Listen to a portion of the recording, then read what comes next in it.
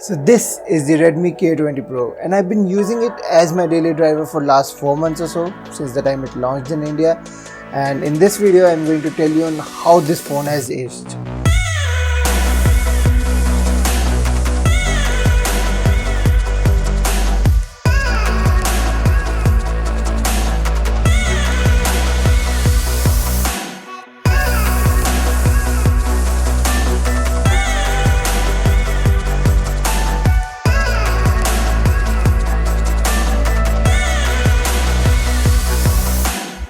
Okay, so right off the bat, this phone does not do any one thing extraordinary.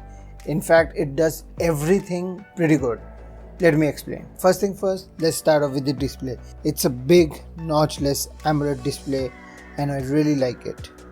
So yeah, you kind of miss out on 90Hz goodness and smoothness with this phone, but that's a compromise you will have to make. I made it, and you will not feel the difference till the time you compare it side by side. So if you wanna buy it and if you have it, do not compare it. By the way, in defense of the 60Hz phone, the 90Hz cheaper models or cheaper phones have just started to come out, and the K20 and the K20 Pros were launched much earlier. So the 90Hz comparison isn't really that fair for this phone. We should cut it a little bit of slack. Next is the battery of the phone. The phone comes with 4000 mAh battery, which is one of my favorite part of this phone, and I really don't have much complaints except for that this phone does not last me a day. Don't get me wrong, this is not the phone's fault or the MIUI's fault or battery's fault. It's actually my fault. I use the phone too much, and for me 12 hours is not enough. I am yet to test out a phone or use a phone which gets me battery life of more than 12 hours, 13 hours, which can last me around 8 am to 12 am. I am looking for that phone, and 4000 mAh battery does not do that for me. But for a lot of normal people, I am not normal using the phone so much. So for normal people, this is a very good battery. The charging on this phone is also pretty good, and I think Xiaomi does not get enough credit for their fast charging tech. So the K20 Pro does support 27 watt fast charging, and this is one of the adapters, and I got this adapter from China. This is also available in India for around 1000 rupees. I got it for around 550 rupees, and it's a pretty good deal. It charges the phone very quickly. In less than an hour or so it is fully charged, so a big thumbs up for the Sonic Charge, and I do think Xiaomi does not get enough credit for this tech. Next thing that I really like in this phone is the K20 Pro has 3 dedicated cameras.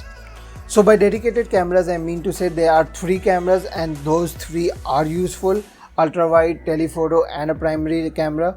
So there is no depth sensor, a macro sensor, and a black and white sensor, or 7 or 8 other sensors which are useless. 3 cameras which are useful. So 3 dedicated cameras, and here are a lot of samples that I have taken from this phone. This has been my primary phone for last 4 months or so, so there are a lot of good pictures I have clicked with this phone.